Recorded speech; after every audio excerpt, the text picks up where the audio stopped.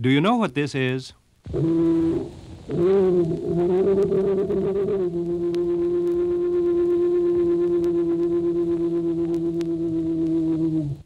The source of that sound is perfectly familiar to everyone, but you don't recognize it now because it's 3 times lower in pitch than you ordinarily hear it. See how soon it will dawn on you what it is.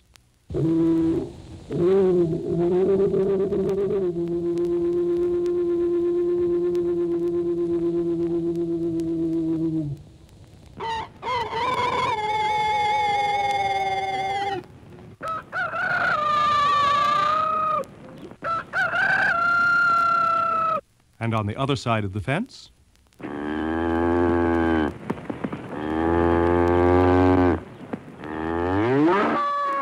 Now raise the pitch higher and higher and see what happens.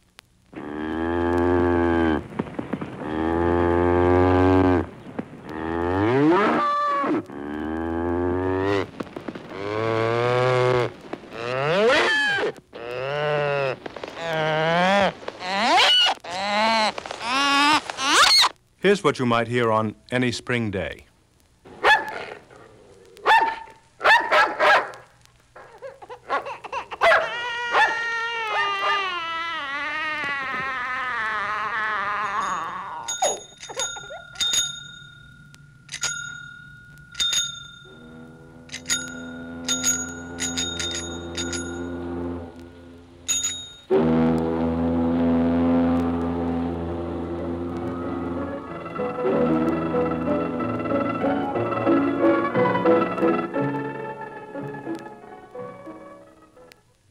One of those was this.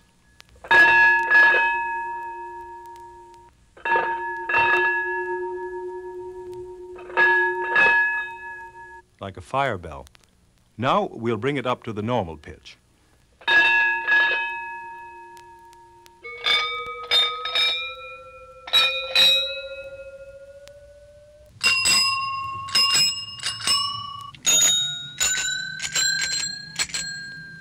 And this. It's the same dog as before.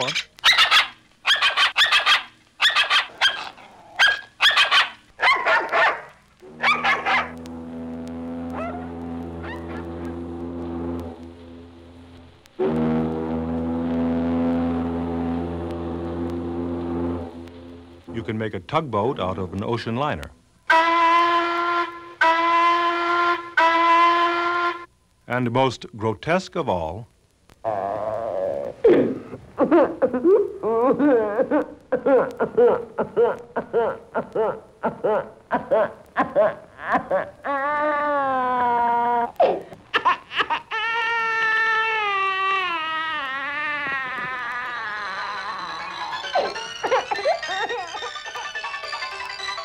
yes, sounds to some extent are what you're accustomed to hearing. And when you alter the familiar pattern of sound, an element of strangeness immediately appears. And there's a whole world of new sounds waiting to be heard. For instance, here's middle G on the piano.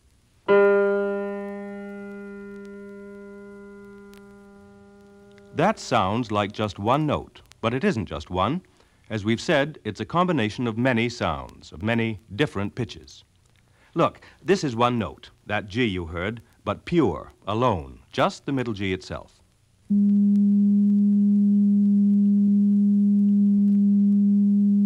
Now, why does that same note, G, sound different on the piano? This is why, because on the piano, when you strike middle G, you hear not only G, but these additional tones. And these are what are called overtones.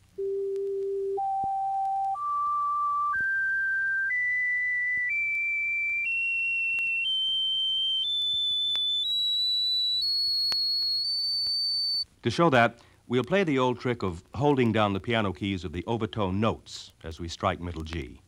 The lower ones are loudest, of course.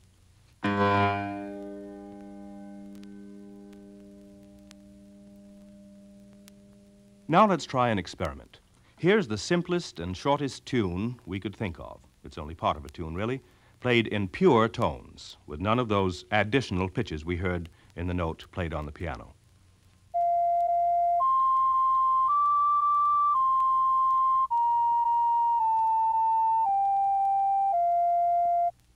Here's that same tune played on one of the purest and highest instruments, the flute.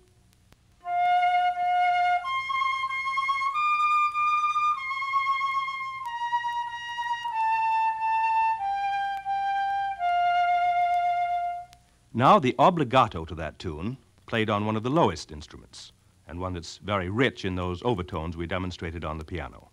Here's the tuba.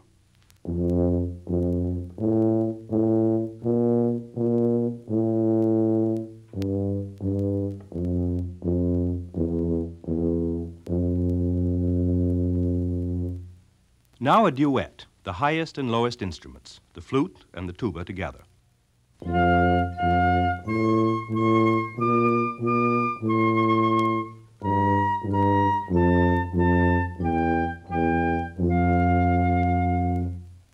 Now for the experiment. We're going to lower the pitch of the flute by 3 octaves, playing the same tune, but the quality will be changed because the overtones, the few it has, will be 3 octaves lower too. Here it is.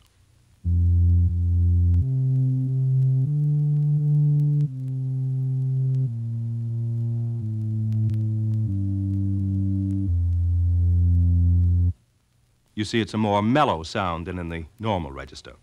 Now let's do just the opposite with the tuba. We'll play it 3 times higher than the original. And notice what happens to the quality of the sound.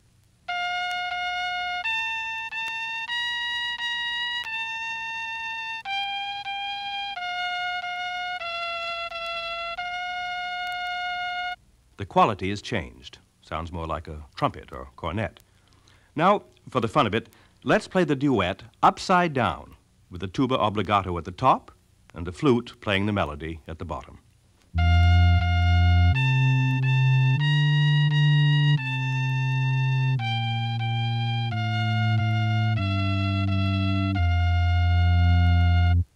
It's still the flute and the tuba, but not as you're accustomed to hearing them. The quality is altered as well as the pitch.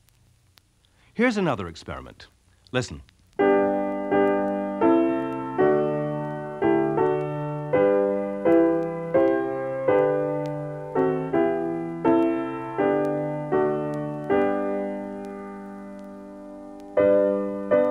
You'll have the pianist play this tune from the end to the beginning. He'll play it backwards, starting with the last chord.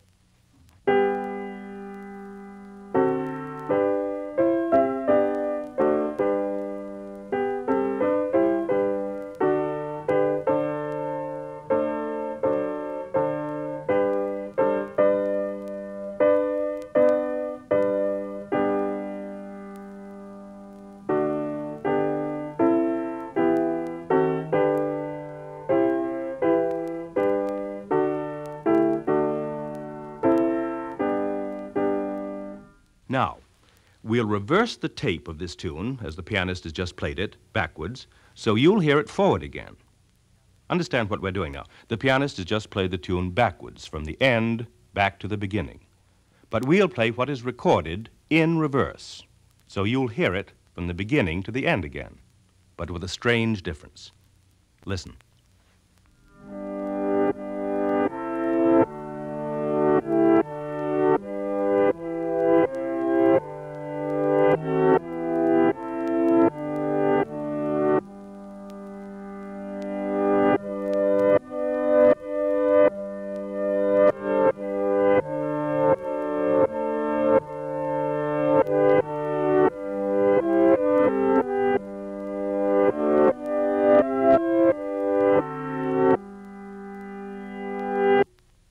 Did you say it sounds like an organ? Of course, you see why, because each time the piano notes are struck, the sound starts immediately to die out. It fades, decays. But you're so used to hearing this fading out of each tone or chord that you don't even notice it. The tune has become just a sequence of notes, one after another. But when you reverse the tape and play it backwards, the dying sound is what you hear first, growing louder instead of softer, and ending instead of beginning with the chord being struck. Here, even simpler. Do it with the voice speaking. I'll say my name as clearly as I can. Jim Fassett. Jim Fassett. Here it is, played backwards.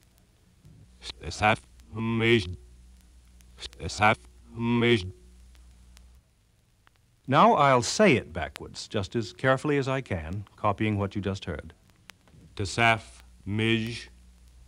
Tasaf, mij. Now we'll reverse the tape and play that forward again. Jim, Fassett. Jim, Fassett. You see, I can't say it backwards because I can't reverse the formation of the consonant sounds and the vowel sounds. That sh is the J actually played backwards, but I can't reproduce that sound with my tongue and the roof of my mouth.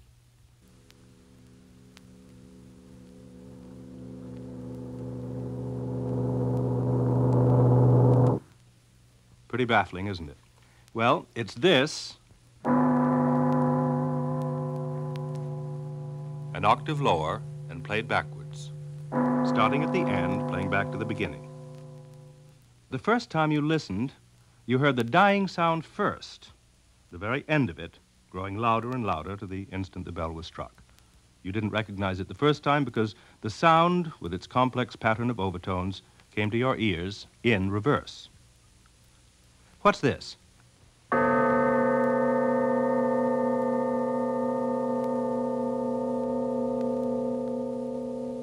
Make a guess? No, it's nothing but this. One little tinkle on a triangle. But we lowered it in pitch many, many times. And in so doing, those myriads of overtones that give the triangle its particular ringing quality were lowered as well, becoming louder and clashing with each other as we increased the volume. So this becomes this.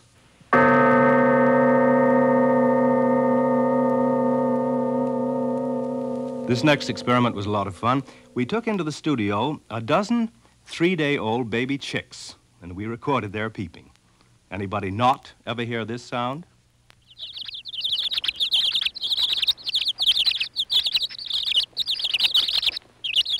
Now, listen. These are the same little fellas, but how many of you would have recognized them as baby chicks if this had been the sound you'd listened to?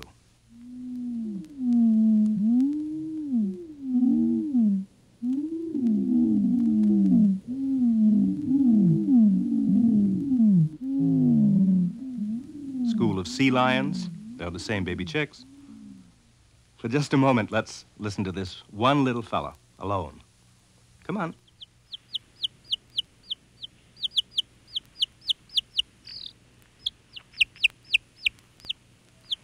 Would you like to hear him transformed into a seagull?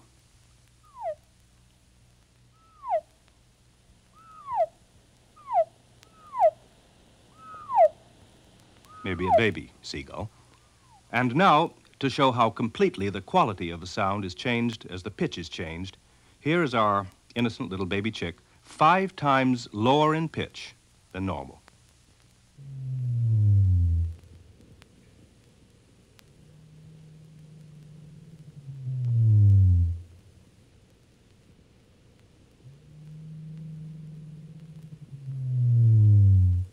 Some kind of monster. You name it. What's this? A pile driver?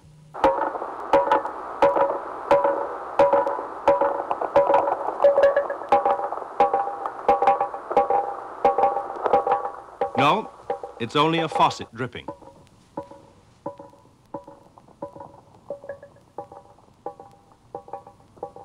So you see how changing the degree of loudness can change the quality of a sound too. Loudness and pitch. Of course, on tape recording, raising the pitch and increasing the speed go together. A piano piece, for instance. Flight of the mosquito, in this case.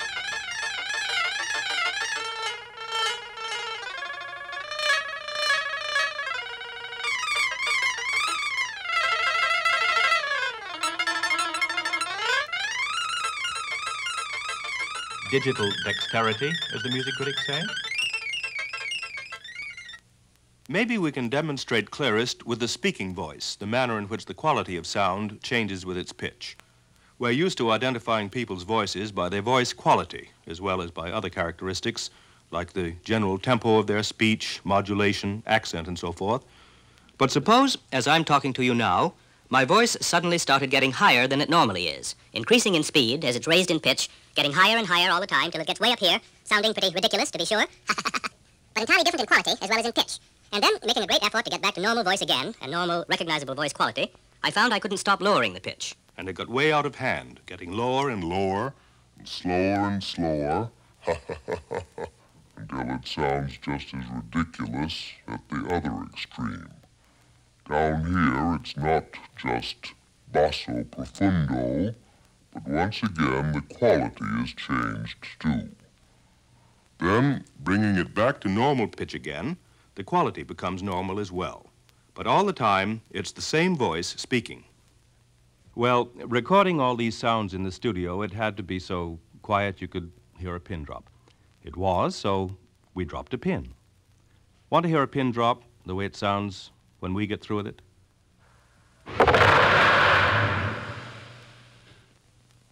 Just a common pin.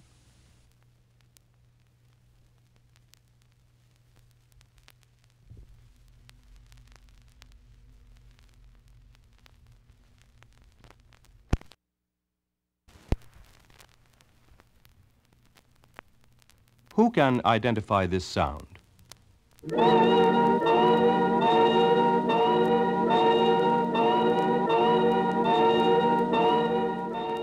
Who can identify that? We're not going to taunt you by withholding the answer till the end of this record, but when you hear what it is, you won't believe it. At least you won't understand it. That sound came from 3 little notes extracted from this.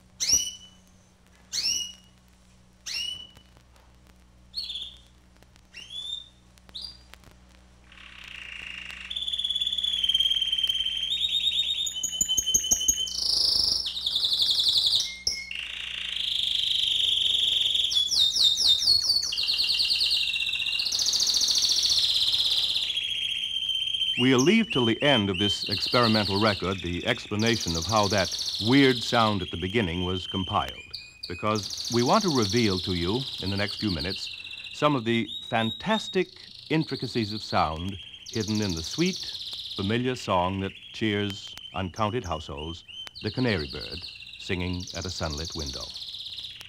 There's a pattern in this song and extraordinary improvisations within the pattern.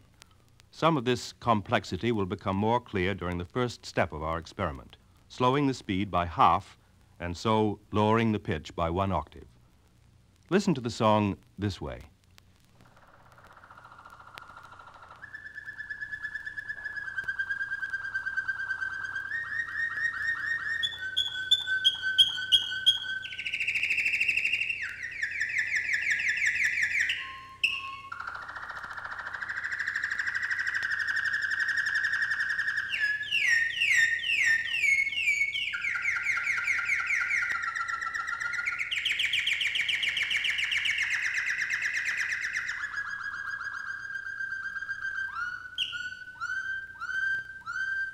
Repeated patterns, improvisations within the patterns, wide intervals, flutters, slurs, many slurs, always rising in pitch, and different timbres. Did you notice that?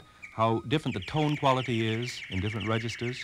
Up high, it's shrill and piercing, but the low pitch tones are full and rich and clear. And how many repeated notes, the same notes, repeated in rapid succession, some so rapidly you can't count them, and some quite slow, readily perceptible to our ears, certainly at this half speed. Did you notice that one clear note he kept repeating? This? That particular note we measured is 1,408 vibrations per second, an F natural. There seems to be a little hitch in front of it each time. Can't quite make out what it is so fast. Let's lower the pitch an octave and hear it at half speed. Here it is. Can't quite make out that first little note, the hitch before the low note, the sustained F. Is it an octave jump? Maybe it's a slurred note, that first one. Seems to go a little higher than just an octave above the low note. What if we lower it once more, so it's 2 octaves below the original canary sound and 4 times slower? See what becomes of that little hitch at the beginning each time.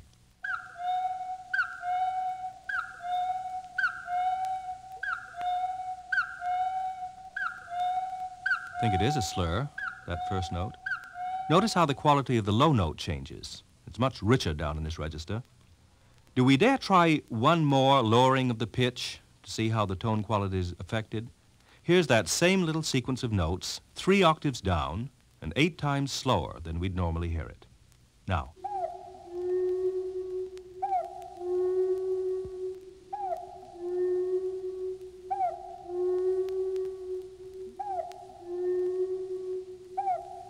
Did you notice something? He slurs the lower note, too. Slurs up to the F, to the held note. And he seems to repeat it exactly. It's the same each time, whereas the top note, the little catch note, varies. It isn't quite the same each time. He gets off pitch. Let's hear it once more. You'll see what I mean, how the lower note slides up to the F, where he holds it. In this register, it's only 176 vibrations per second.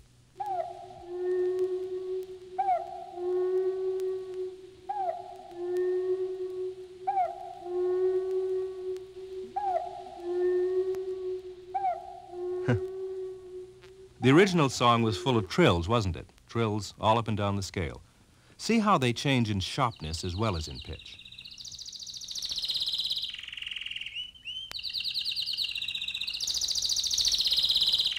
Know how many notes per second in that fastest trill? We calculated 72 notes per second. No wonder we can't hear them when the canary sings. Can you pick out that fastest trill if we cut the speed in half? Listen for it.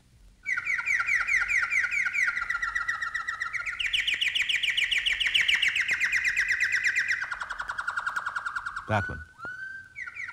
How would the sound of these notes be changed if we brought them down another octave? The quality should be much fuller, much richer. Here are the trills 2 octaves lower than the canary sings them.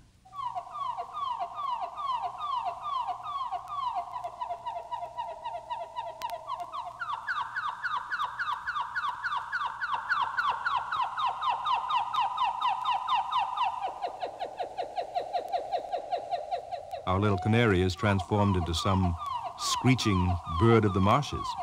And how much variation there is in the trills themselves that was unnoticeable at first. But now, listen to this weird, unearthly sound when the speed is reduced 8 times.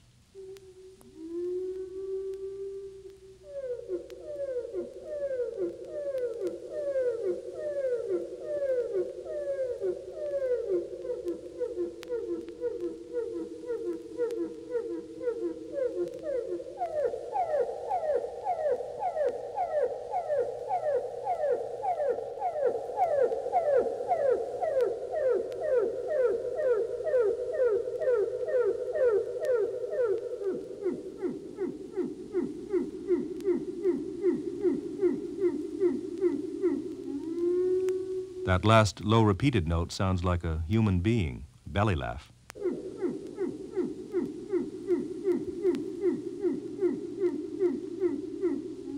Reminds you of Lum and Abner. Do you know the most astonishing transformation in this whole experiment with the canary? It really startled us when we first came onto it.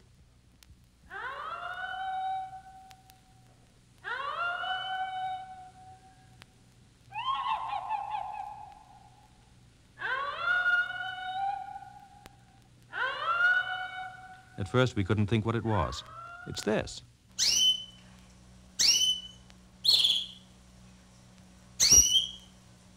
Uh-huh. You always think of a canary saying peep. It's nothing like a peep. Here it is 1 octave below, which becomes, when it's lowered again,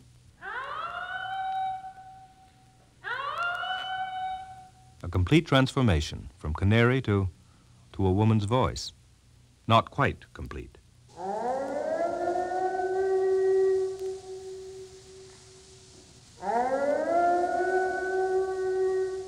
A hound baying. We played these experiments for John Wummer, the first flutist in the New York Philharmonic, and he wanted to join in our experimenting. So we extracted certain parts of the canary's song, put them together, and played them over and over for John Wummer to hear.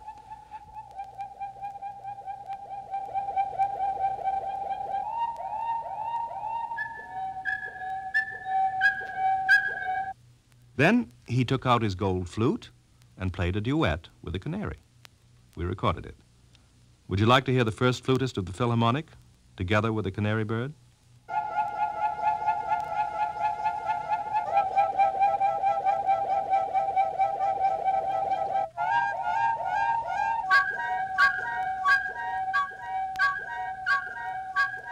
Thank you, gentlemen. Of course, if you want to make it sound like two canaries singing a duet,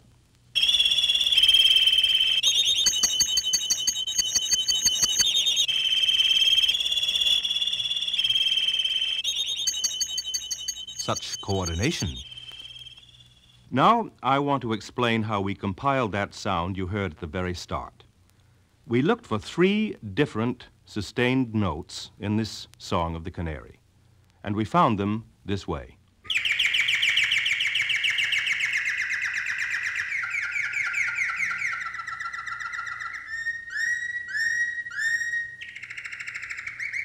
You notice those 3 notes sung together? We isolated them, these. Then we looked for another sustained note, and we found one a third below.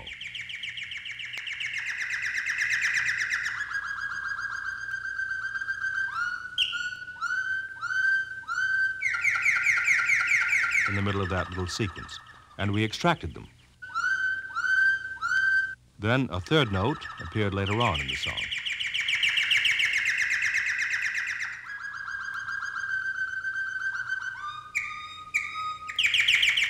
The one with the catch before it, this. We eliminated the catch, the prefix. Here were our 3 notes, a third apart from each other.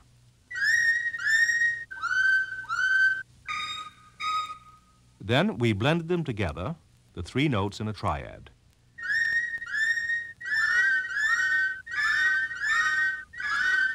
We lowered this triad 1 octave.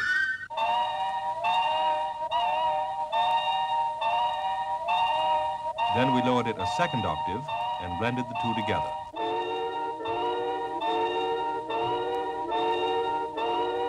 Then a 3rd octave below and added to the other 2.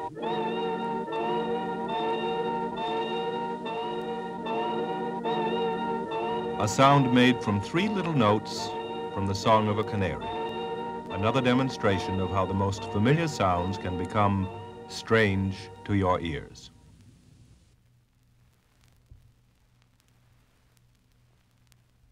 Here are perfectly familiar sounds, sounds you've heard around the house time and time again. But each one of these sounds, as you hear them now, will be strange to your ears. How many can you identify? Here's number 1.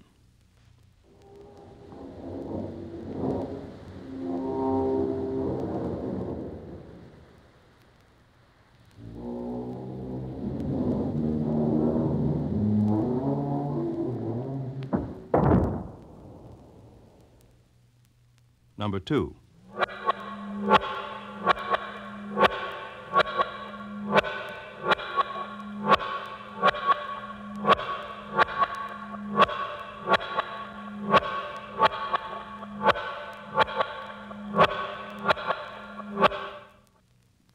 Number 3.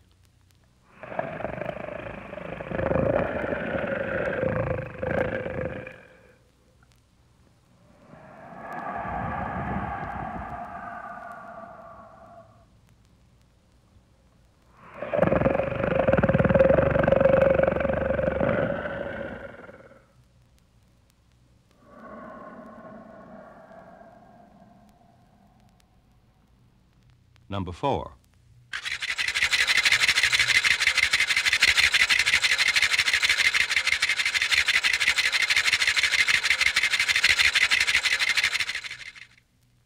Number 5.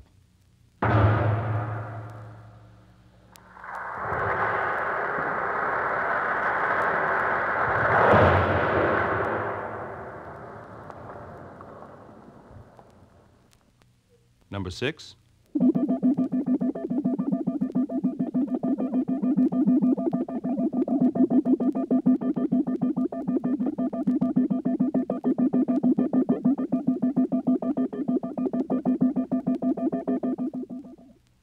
Number 7.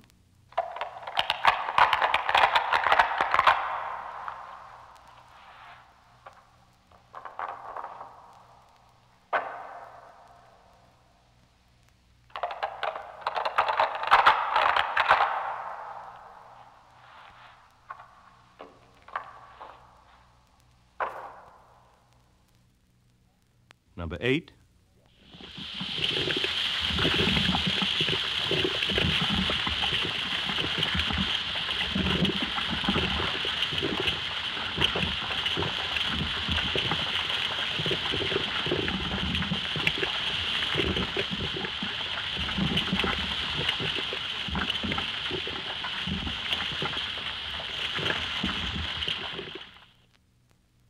Number 9.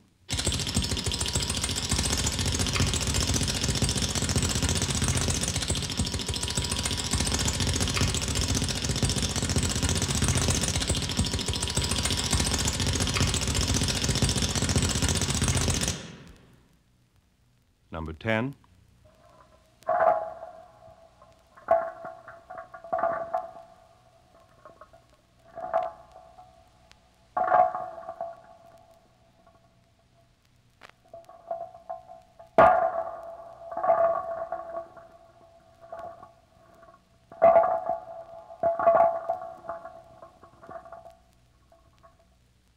Number 11.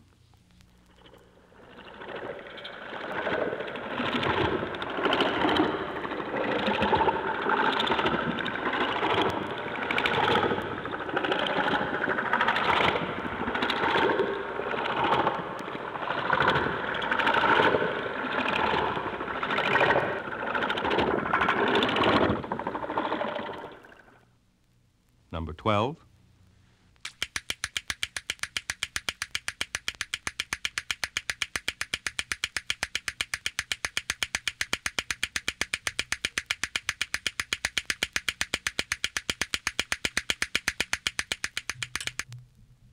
Number 13.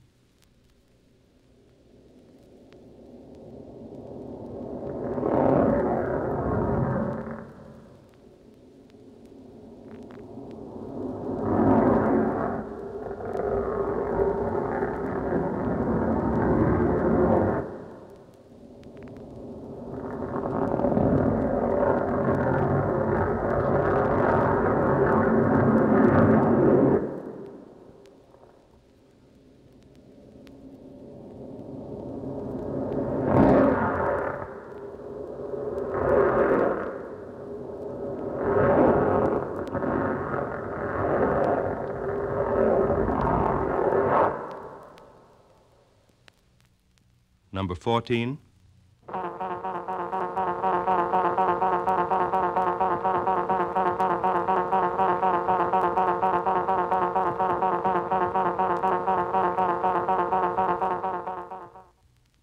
Number 15.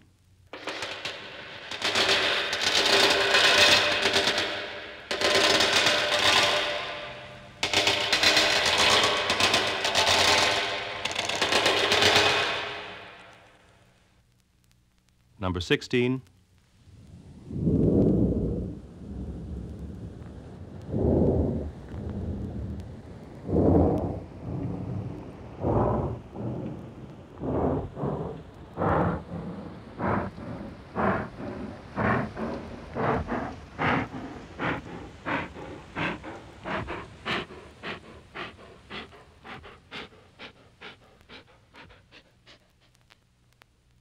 Number 17.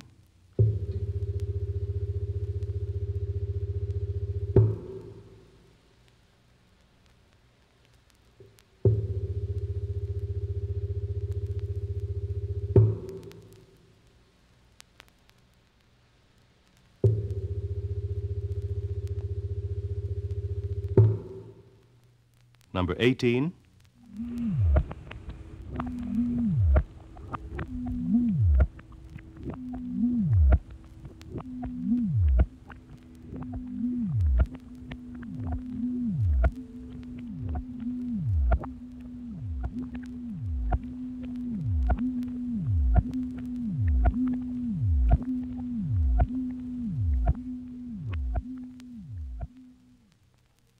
Number 19.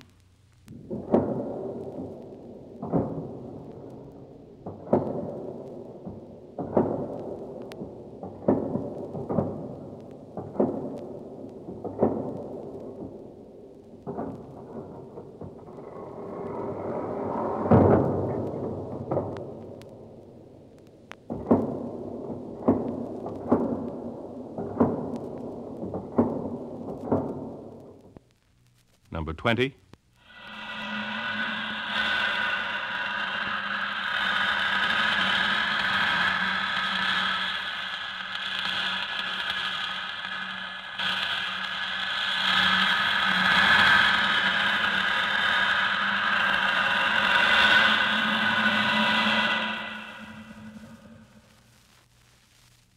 They're all familiar sounds, every one. Can you identify them?